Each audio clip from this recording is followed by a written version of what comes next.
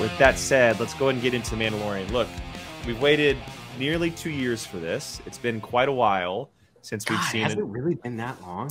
I mean, he was in Boba Fett, so it's obviously a little different. So we've seen him, but as far as the proper Mandalorian show, we have not seen it since fall of 2021. Holy crap. So it's been a while. It has been a while. And this is going to be Din's adventure. We obviously know that he's diving into Mandalorian culture. We have Bo Katan.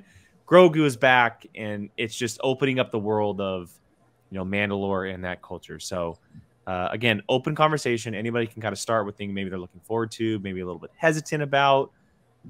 Where does everyone stand with Mandalorian Season 3 at the moment? Grogu. I love that you painted. I figured that's where we were going to start. So. Grogu nails. Mm-hmm. Grogu green. No, I mean, look, it's... Go ahead, I'm so excited. Like, there's so many things about this new season that I'm excited for. We still are getting like little bits and pieces, but I feel like the trailers and the teasers that we have seen so far have not shown a lot, which is great, I think, because a lot of the same scenes. Yeah, it leaves a lot for surprises to come. So I'm excited. I definitely think that they're holding back like a ton. I wouldn't be surprised if a lot of the footage we've seen is from like the first 3, maybe 4 episodes, and then we've seen like maybe just small moments of the back half of the season. I have a feeling that it's going to be, it's obviously going to be very Mandalore heavy, but connected to Star Wars more than we have through the first 2 seasons. And I mean like the possibility of someone like Sabine showing up, or like people that we've seen in the past. Now that we're diving into all that with Bo Katan, obviously, and some other people. So, and Mandalore is my jam. Like, it's the stuff I love the most when it comes to Star Wars. And seeing that just completely blown wide open is going to be so exciting. It's the first time we're getting it in live action, which is incredible. So, yeah. I'm excited. I think the one thing so far that's been like a big, for me anyway, that's been like a big, oh my gosh, we're actually going to finally see this is, I know, again, yet another Order 66 scene, which I'm sure everyone is kind of sick of, but everyone wants to know how Grogu made it out. And the only way they can tell how he made it out is if they show more Order 66. So if that's the only way they can do it. So I'm excited for that, just to see what actually happened. And that whole story. I'd be curious as to how if it's going to be an entire episode or just like a flashback or him using the Force to communicate that to somebody. I don't know how they're going to tell it, but I'm excited for that. Excited for any new familiar characters we might see. Obviously, we're going to be getting a crap ton of Mandalorians out the wazoo.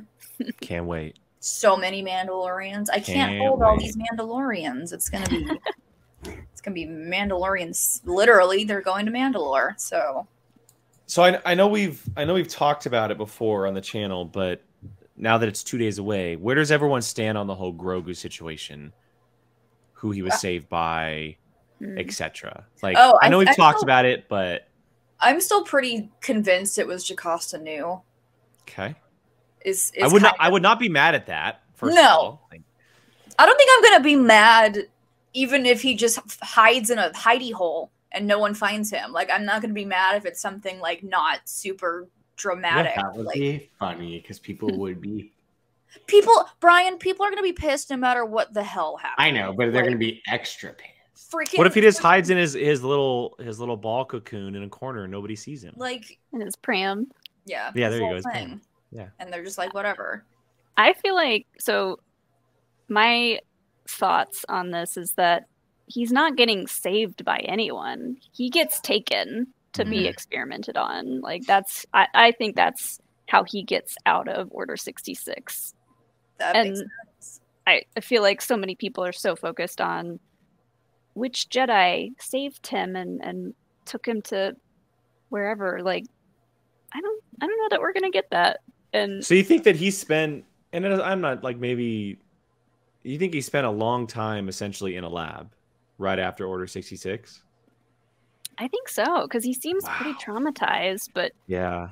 That would explain the clinginess. Well, and he didn't remember who he was technically, you know, until Ahsoka came along. So that is, I mean, it is true. yeah. But I mean, I would be super stoked to see any Jedi pop up that we know of to save little Grogu. Jane put it in the chat, but we know that Dave Filoni has a soft spot for Barasafi. So, and we saw the symbol in a previous flashback. Could just be a fun Easter egg, but also could be leading to something more. We don't know where she is at this point. So that's definitely a possibility. Yeah, I'm like, either way, I think that whatever story they tell is going to be fine. I don't have like a, you know, I'm not going and saying this character has to save him or it's not going to look well. Like I don't have that. Like whatever happens, and that's the story that they're going to tell. And it depends on whether it's just done right in my mind. Yeah. And I never really, it's funny that you brought that up, Molly, because this entire time I feel like the conversation has been who saves him rather than, well, did he actually get saved? Like, was he actually saved? Yeah, who saves him instead of who takes him. Yeah, there you go. The wording takes over save should definitely what the conversation should be. It's very interesting. It is very interesting. I mean, we saw that scene in, I think it was Boba Fett, where he's surrounded by Jedi fighting the stormtrooper, or not stormtroopers, the clone troopers. Or is that in Mando season 2? Is that in Mando? It all combines after a certain point. I'm gonna try to. I should have done my rewatch when Alex did his, but I'm gonna try to rewatch as much as I can in the next couple days and over the coming weeks because I'm real rusty on like what happened and when. I was gonna try to watch like the bigger episodes, like finale of definitely maybe like the last 2 of season 2, the Boba Fett episode, like kind of the more important ones, just to kind of get a nice refresher. Yeah. I've seen a lot of people theorizing too that like they're baiting us with that scene and it's actually a flashback scene of Mandalorians breaking into the Jedi Order to take back the Darksaber. That could also be. That would be wild. What a bait and switch that would be. Which would, I mean, it's possible. That sounds like something they would do. Yeah, and any lore that we can get about the Darksaber, I will happily accept. And a lot of people have been 100%. talking about we might see flashbacks of Tar Vizsla, which I would love. They showed something in the most recent teaser.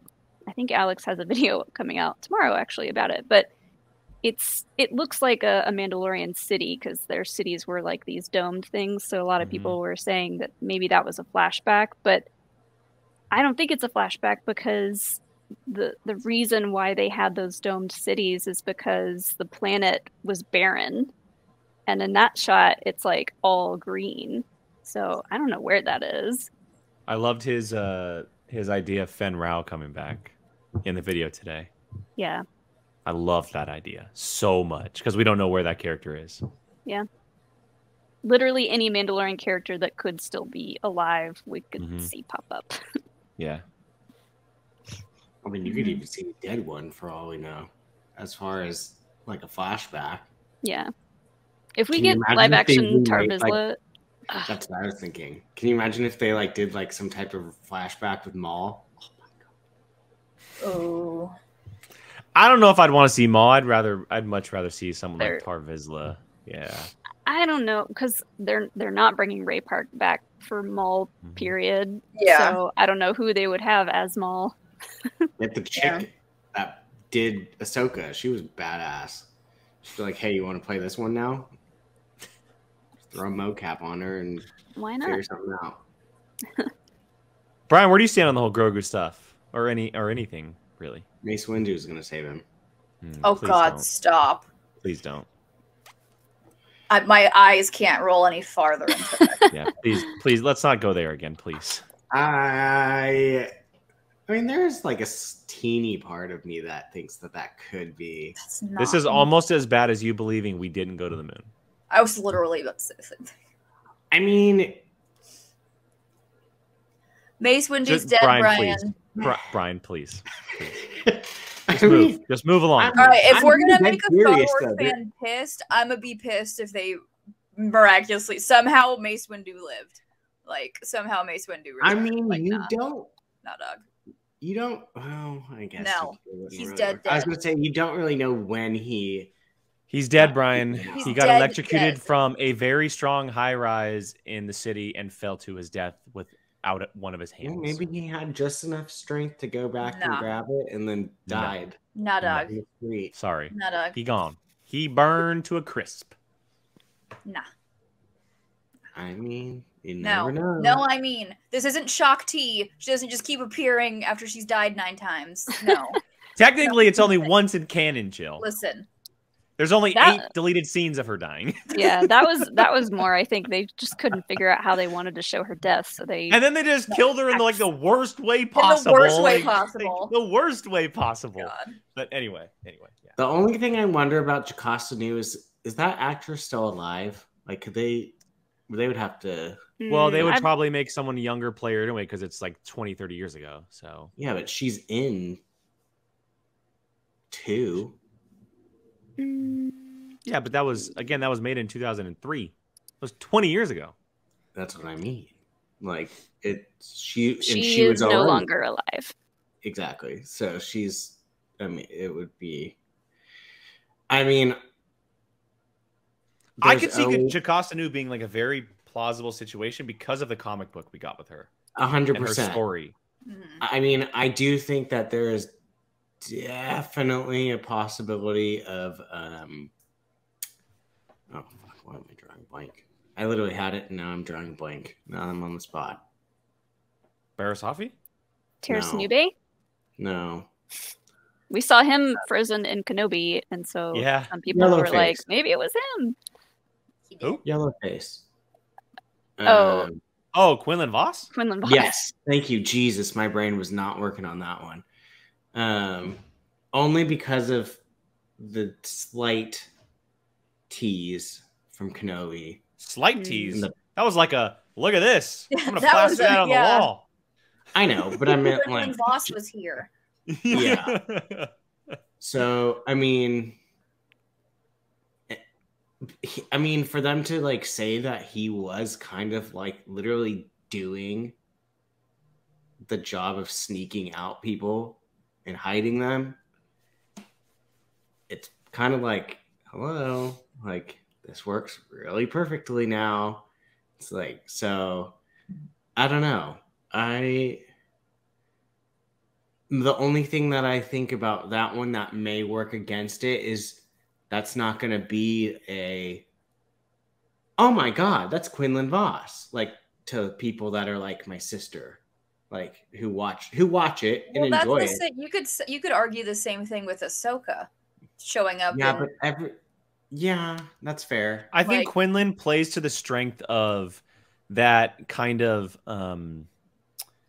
oh my God, what's the term for it? Fan service, where it's good fan service in the sense that Star Wars fans would freak out if it happened, but it's not there just to serve the fans. Yeah. Because it wouldn't ruin the story for people who don't know him. For people who don't know him, it'd just be a Jedi who saved Grogu. Whereas fans would be like, oh my God, Quinlan Vos saved Grogu. So it's kind of that like middle ground of really good fan service because you're giving the fans what they want to see, but it also doesn't take away from the people who don't recognize that character just for the sake of doing it. I also wouldn't be surprised if it was a senator. Look, there's 1,000 people in the Capitol, and like it could literally, and more than I would say 99%, it's nobody we know. Like that's where my brain is going. I mean, you could easily, I mean, not easily, but I mean, you could get away with bail maybe somehow. Like Yoda could have been like, "Hey, go get him." Well, someone. Andy just asked in the chat, "What if it's Obi-Wan and Yoda when they go back to turn the beacon off in Episode 3?" I don't think it's going to be that big of a person. It's going to be like some kind of, if it's any, but well, I mean, like I said, who knows? He could just be hiding in a hidey hole. But I don't think it's going to be something as big as an Obi-Wan and Yoda. Yeah. But of the two of them, I think if they found Grogu, because we know where Obi-Wan goes after all that and just kind of like goes alone to live on Tatooine, I feel like he would have like stuck around for a bit somewhere and like taken care of Grogu. Yeah. Or maybe he's just like, here, Yoda, have him. He looks like you. Here you go. Cretaceous Galaxy, we're not opening that can of worms again. I think it's a very fair possibility. You missed that about 10 minutes ago. I think it's a very fair possibility. Okay, real quick. Sorry, go ahead, Brian. Well, just to the Obi-Wan and Yoda thing, I don't think they would have ever let him go. No. Like, they would have died. Grogu would have been with Yoda. Yeah. Exactly. He just would have been Obi-Wan would have, like, probably died before he would have let him somehow get away. Okay, before we get to the next part of this conversation, we did take a Streamlabs from Mr. Ed Haskell. Ed, thank you as always. He says, hey, gang, less than 2 days away from the return of Mando, Grogu, and company. I just rewatched season 1 and season 2, and it's so great. Ludwig's score, the stories, and action. I hope all of the episodes are longer than before. I've watched Grogu spin in the chair 20 plus times. I love that scene. Yeah, he's just like he's getting sassy in his old age. I appreciate it because, let's be honest, if we had the Force, 90% of the things we do, not anything important. I love that he is. My water bottle that's across the room, Force pull. I love that he is using the Force to spin the chair. That's like such a cute little. It's detail. A mood. It's a mood. I mean, he wants a snack. I'm not gonna get up, grab it. I want to spin the chair. Spin. Like that's exact. I mean, how many of us still walk by the opening doors and go? I do still every once in a while, and it's like, yes, it's exactly what we're gonna do. Do stupid, lazy things with it. Just real quick, going back to the Grogu, I want to bring up Garth's comment here. I think the scientists saved Grogu to experiment on him and try to save the science of midichlorians and ways to give them the non-force sensitive people. Yeah, it definitely seems like a very plausible idea. Speaking on Garth, he actually left us a Streamlabs just a few minutes ago. I'm going to get to that real quick. I think the dome scene in the flashback to old Mandalore when Bo Katan tells Din about the history of the Darksaber and the importance of it ruling Mandalore. So Mandalore lore to Mando. I also want Bo to train Din how to wield the Darksaber. Yeah, I think you might get that after some of this. Making out? No, okay. That's not what I meant, but butting heads, them going at it with each other. Yeah.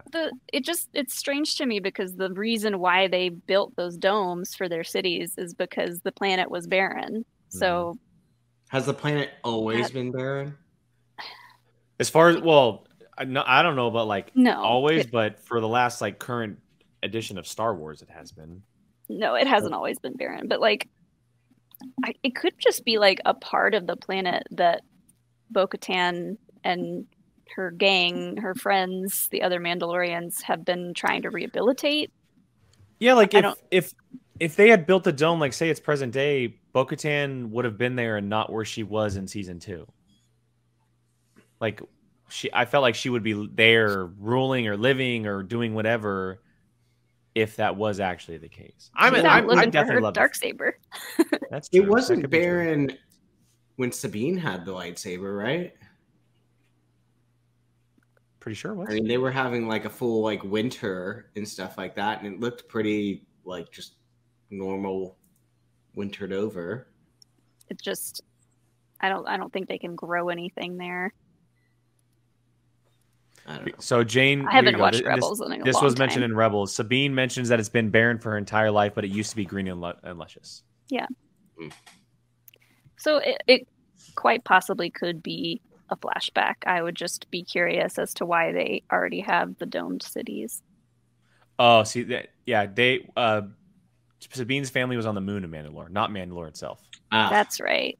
Yeah. I was like, was that Mandalore? Yeah. A couple people. PG Gregory commented and Andy said the same thing. So thank you guys. Fair. God, Rebels is one of those shows that I really want to wait a long time and then rewatch it and know it's just gonna be so good when I rewatch it. I just watched the season 4 premiere a few weeks ago, which is the Darksaber stuff. It's good. Rebels. If you're gonna watch it now because it obviously leads into everything that's coming. I know, like but now, it's just always so. Rebels is just. I don't know. I like this comment because she says like don't believe everything you hear because Din thinks from being raised by the culty Mandalorians that Mandalore is not only barren but cursed. Yeah. So it would be cool if she found a way to like start to heal the planet somehow. I wouldn't be surprised if she like tipped off the Empire in some way or something. Like she is responsible for certain things. Sabine? No, the armor. Oh.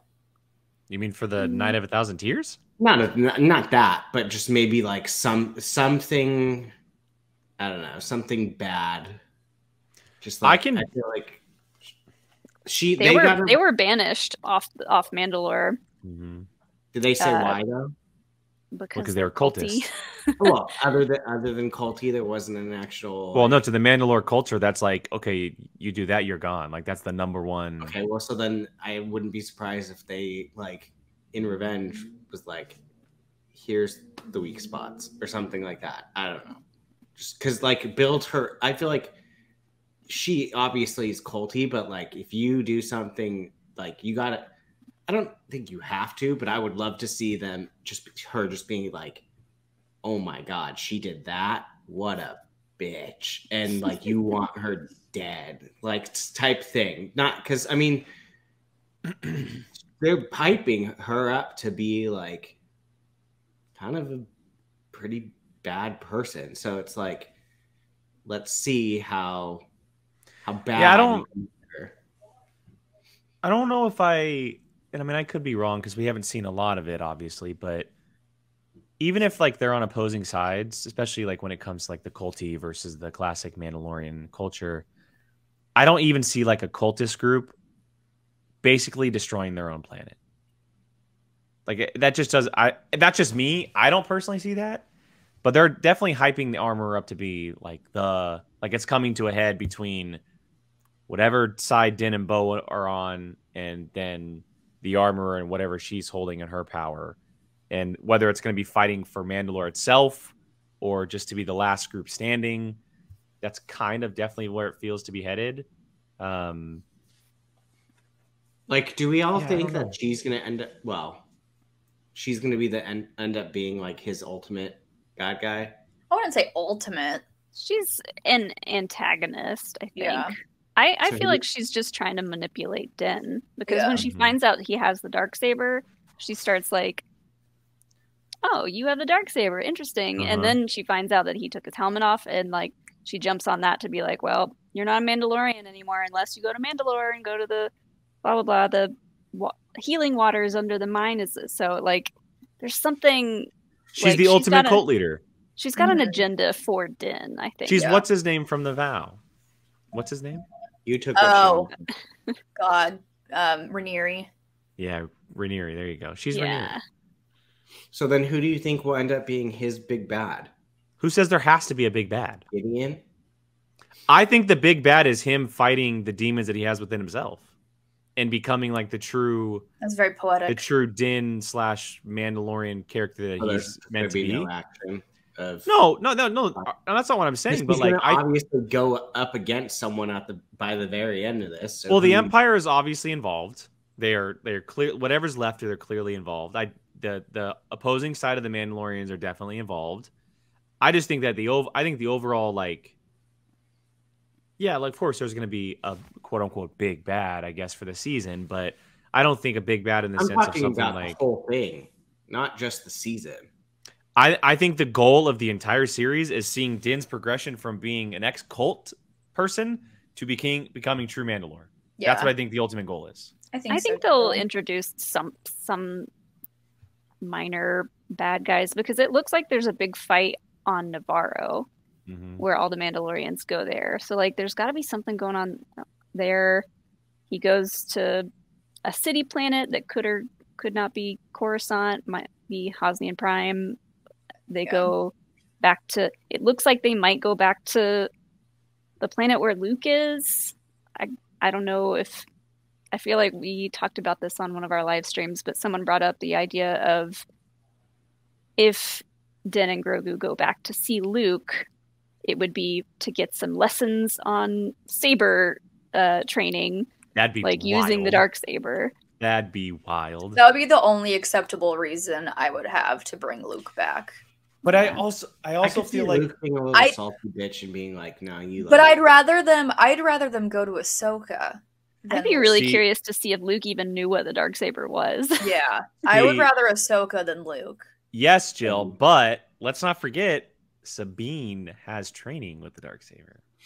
And yeah. I mean, I think we're definitely going to get some crossover between, because I mean, we got crossover in the Book of Boba Fett. It was basically Mandalorian 2.5, Book of Boba Fett. So I think we're going to in season 3. I think we're going to get a lot of crossover with Ahsoka characters. Possibly. So do we all think we're getting Sabine? So I was going to ask, does everybody agree that Sabine's going to be in this season?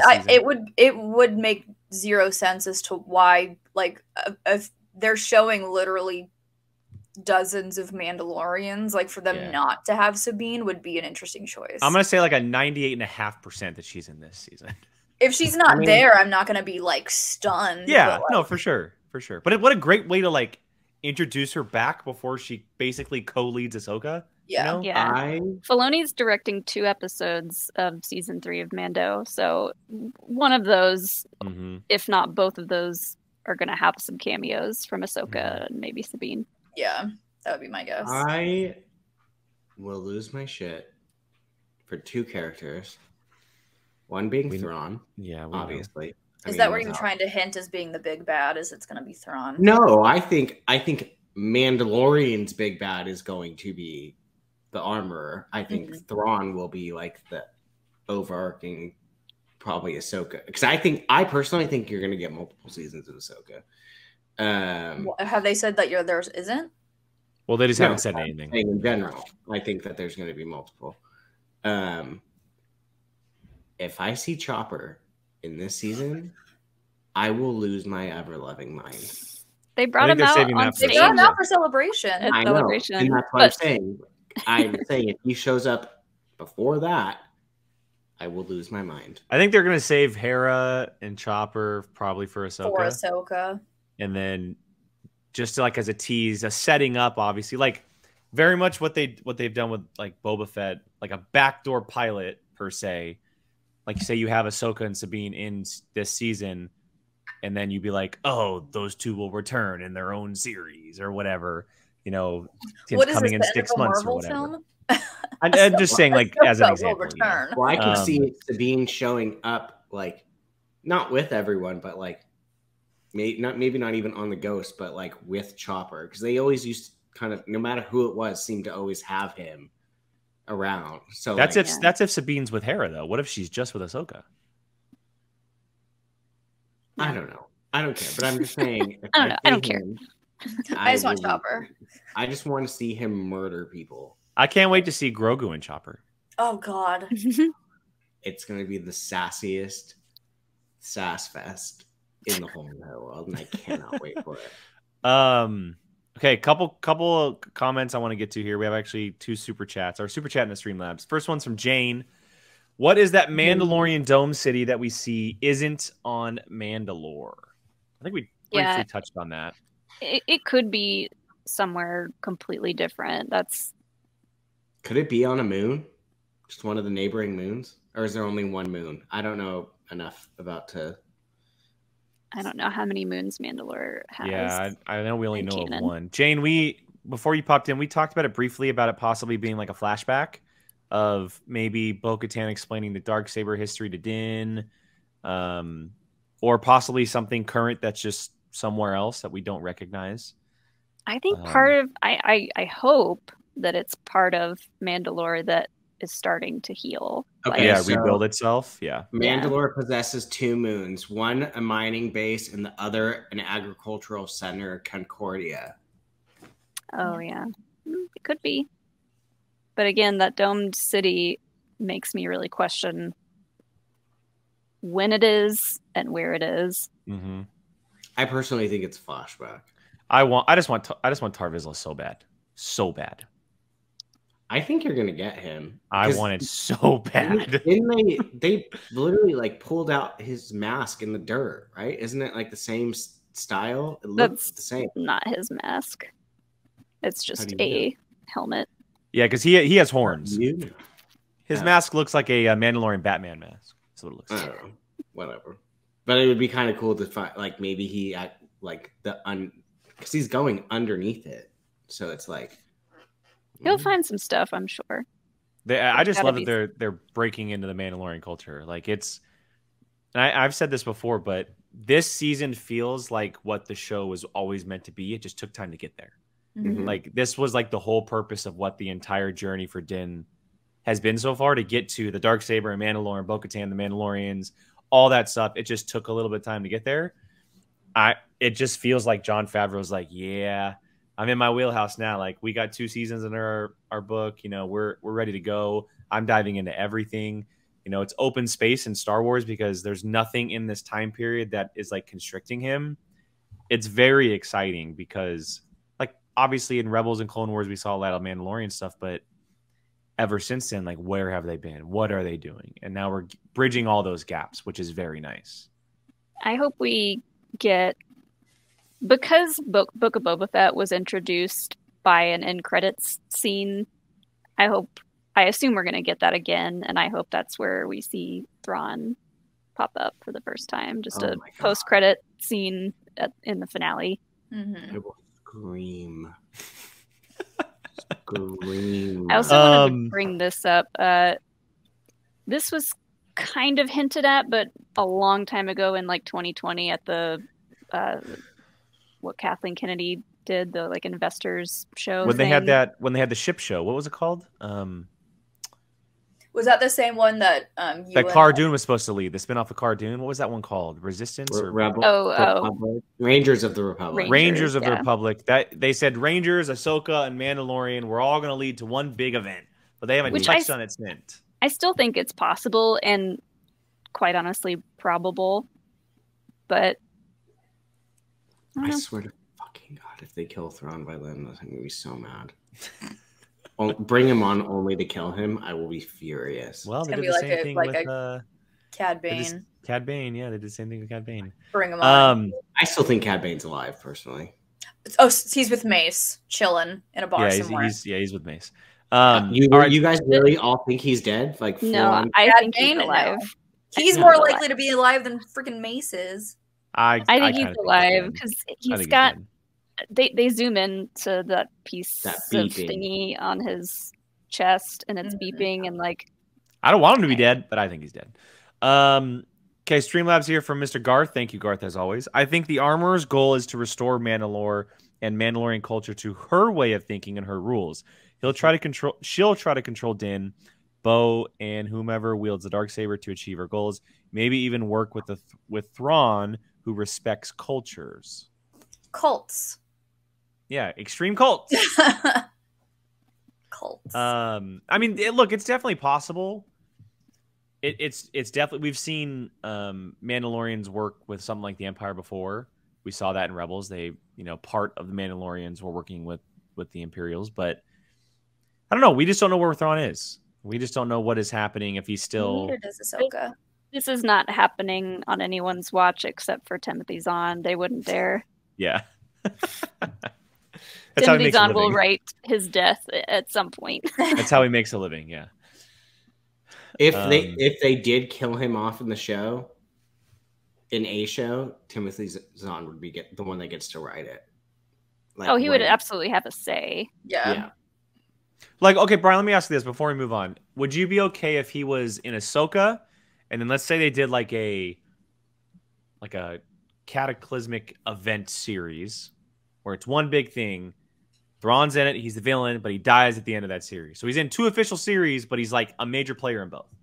2? No, he needs to be in way more shit than 2. I mean, that's like 16 episodes of television. He was in Rebels. Yeah, and he's in Rebels. Okay. He's got so many books. He's got like 12 books. I mean, Thrawn is everywhere. I don't care. I want as much as I possibly could Watch it be like the greatest death of all time, and Brian's like, nope, that's stupid. No, because I truly think that Eli Vanto is going to be the one that kills him. So I think Pelion's going to be in it because I forget his name, but they cast somebody that looks kind of like him. Old man. All right, question. One last question before we kind of maybe move on or continue this conversation. How does everyone think they're handling Cara Dune? Are they just staying quiet, or are they going to reference? I don't even think they're going to reference her. Okay. She doesn't even matter. I would be okay if they didn't reference her. No. So Din goes to a city planet somewhere, whether it's Coruscant, Hosnian Prime, whatever. People have brought up the fact that there could be a trial for Moff Gideon taking place at a city planet. I think it could also be a funeral for one said Cara Dune. Oh, interesting. I think she's dead. You think she's just straight dead? Wait, and it's just like an off-screen death, and we don't know how? Yeah. We might find out how because we see Carson Teva and we know she was working with the New Republic, so that would make sense. So that way that makes sense. So that way there's no speculation. There's no where is she? It's not. She's dead. She did. She Bye. gone. Dust that off. Bye.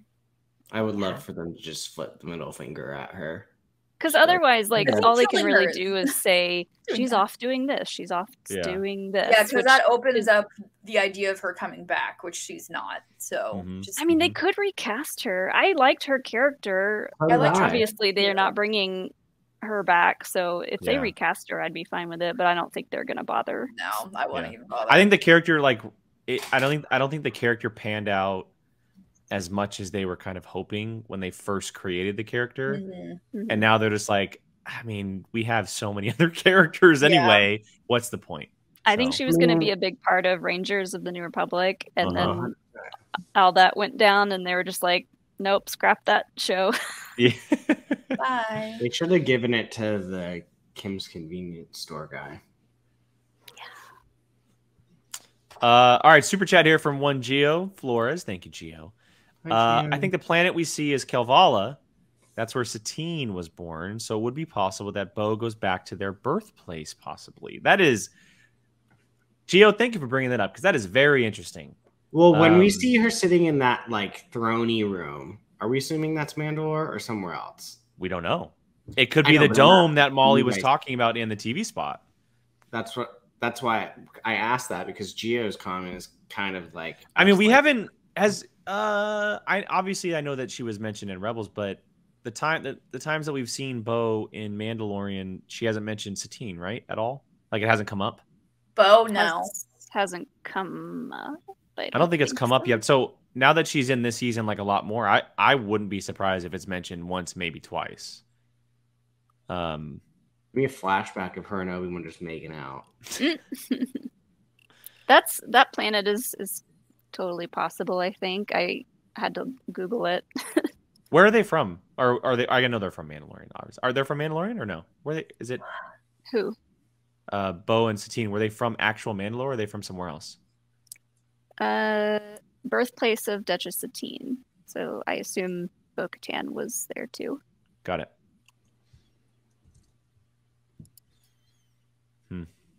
We'll see. Yeah, lots of questions. Premieres in 2 days. How many episodes did they say? 8, just like the first 2. 8.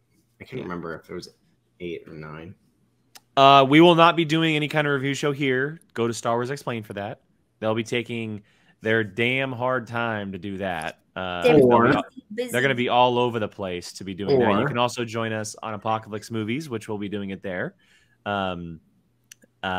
They'll be live at 3 p.m. Eastern or Pacific time. We'll be live at 6 p.m. Pacific time, so you can watch both. You can win this on our stream, and you can win that on Wednesday. Yeah, they have prizes. Well, you gotta start somewhere.